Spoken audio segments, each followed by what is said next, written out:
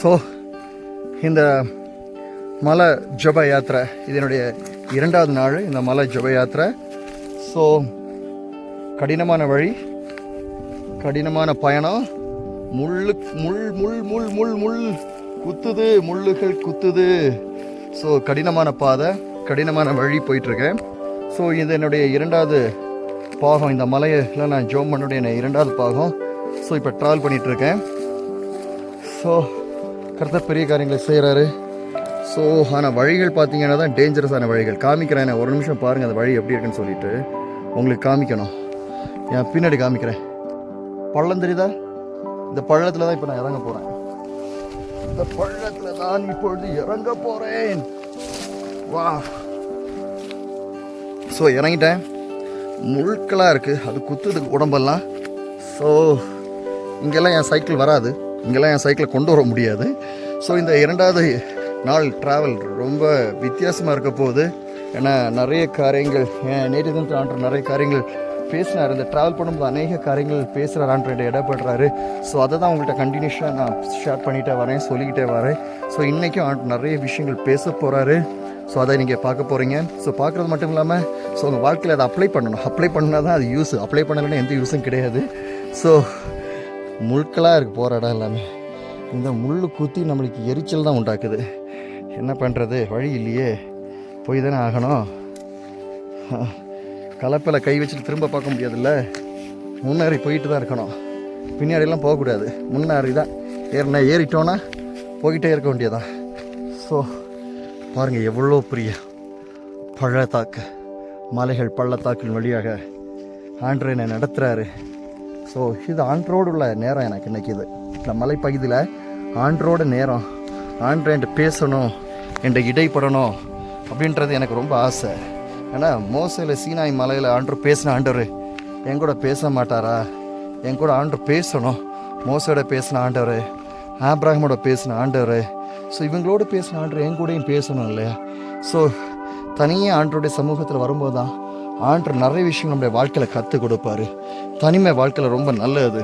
So அது எந்த விதத்தில் ஒரு பாடு நிறைய நினைப்பீங்க, தனிமையாக இருக்கேனே, பாடுகள் மத்தியில் போகிறேனேன்னு சொல்லிட்டு தனிமையாக போகிறது ரொம்ப பெரிய விஷயம்.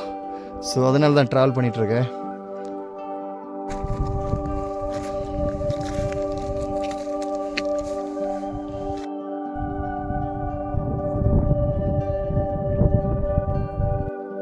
ஸோ நான் போகிற வழியை தான் உங்களுக்கு காமிக்கிறேன். இந்த வழி எப்படி இருக்குன்னு பாருங்கள். இந்த வழியில் தான் ட்ராவல் பண்ணிகிட்ருக்கேன். இந்த வழியில் நடந்து இப்போ ஜோம் பண்ணிகிட்ருக்கேன். ஸோ இந்த வழி பாருங்கள் எப்படி இருக்குன்னு சொல்லிட்டு. கரடு முரடான பாதை, கிறிஸ்தவ வாழ்க்கை கரடு முரடான பாதை தான். அது வழியாக போனால் தான் நம்ம போக வேண்டிய எல்லைக்கு போக முடியும். இல்லைன்னா போகவே முடியாது நம்ம சேர வேண்டிய இடத்துக்கு.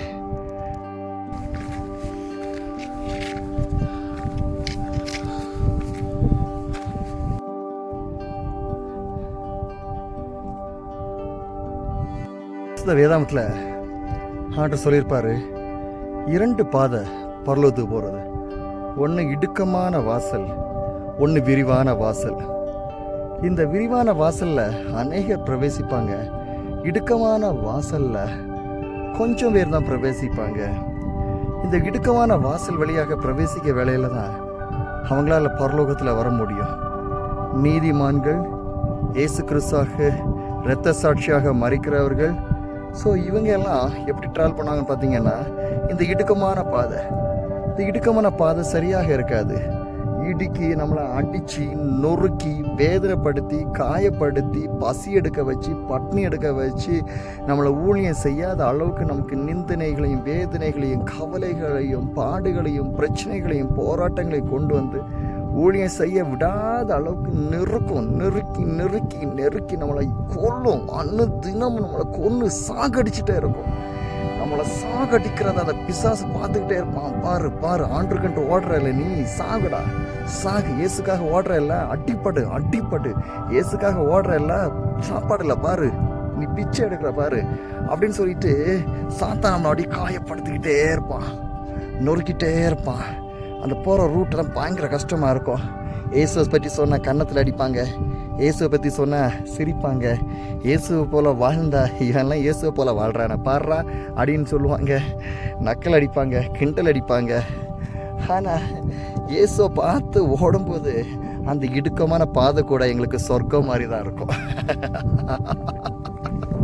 எங்களுக்கு அந்த இடுக்கமான பாதை கூட சொர்க்கம் மாதிரி இருக்கும். எங்களுக்கு இன்னும் அந்த இடுக்கமான பாதையில் தான் நாங்கள் ட்ராவல் பண்ண நினைப்போமே தவிர நாங்கள் பட்டு மெத்தையிலையும் ஆடம்பரமான இடத்துலையும் போக நினைக்க மாட்டோம்.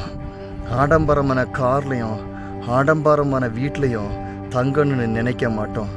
ஏன்னா எங்கள் அழைப்பு அப்படி, இயேசு நடந்த வழி அப்படி, இயேசு ஊழியம் செய்த வழி அப்படி. நரிகளுக்கு குழிகள் இருக்கிறது, பறவைகளுக்கு கூடுகள் இருக்கின்றன. ஆனால் மனுஷகுமாரனுக்கோ தலை சாய்ப்பதற்கோ இடம் இல்லைன்னு சொன்ன அந்த இயேசுக்காக நாங்கள் இப்படியும் ஊழியம் செய்வோம். வைராக்கியமாக பாடுகள் மத்தியில், இந்த வேதனைகள் மத்தியில் ஊழியங்களை செஞ்சுட்டே இருப்போம். பார்ப்போம். சாத்தானை ஒவ்வொரு நாளும் சாத்தான் எங்களை சாகடிக்கலை, நாங்கள் சாத்தானை சாகடிக்கிறோம். ஹல்லேலூயா.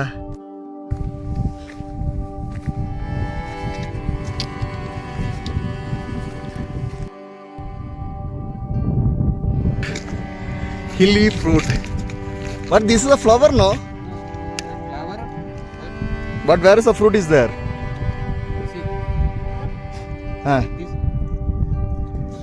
Come on, eat one more. I'll take the video. The village people they eat. And it's good for health. Stamina also. Only that flower, not the inside that one. Wow.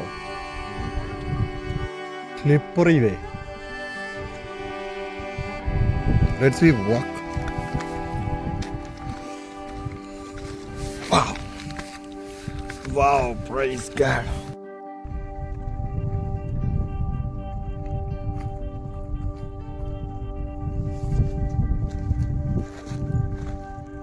Yeah, come brother.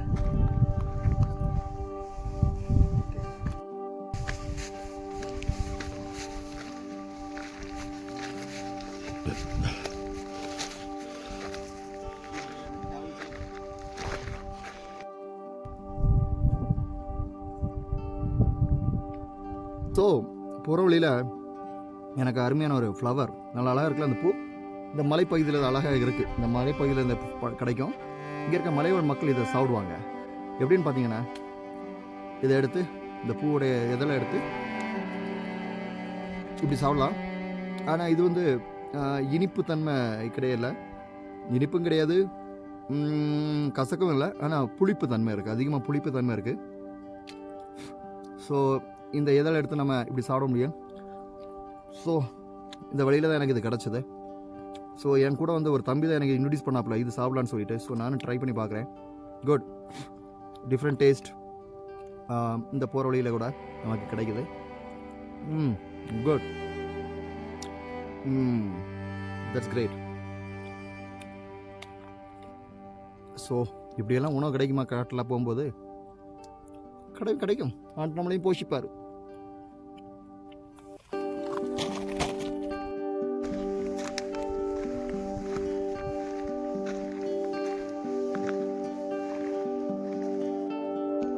உண்மையிலே தளர்ந்துடுச்சு பாடியெல்லாம்.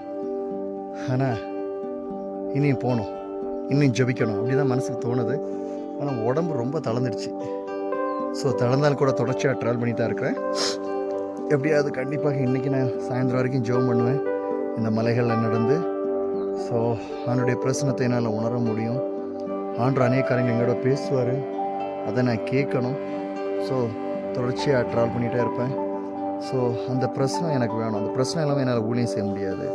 நான் பிரசங்கிக்கும் போதும், நான் சுவிசேஷத்தை சொல்லும் போதும், என்னுடைய வசனத்தை நான் பேசும்போதும் அந்த ப்ரெசன்ஸ், அந்த ஆண்டுடைய அந்த அபிஷேகம், அந்த ப்ரெசன்ஸ் எனக்கு வேணும். ஸோ அது இல்லாமல் என்னால் ஒன்றும் செய்ய முடியாது.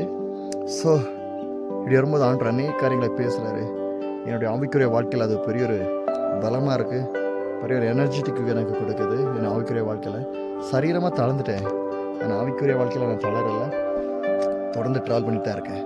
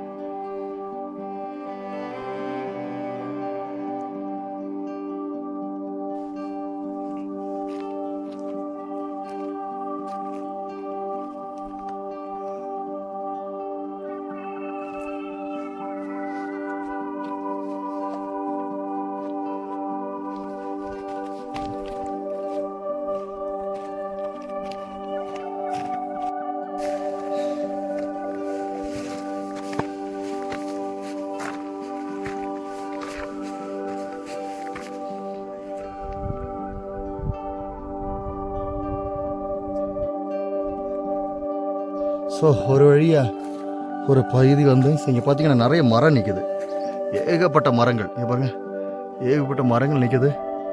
கொஞ்சம் நிழல் கிடைக்கும் இந்த இடத்துல நமக்கு. ஸோ இந்த வழியாக தான் நான் போனோம்.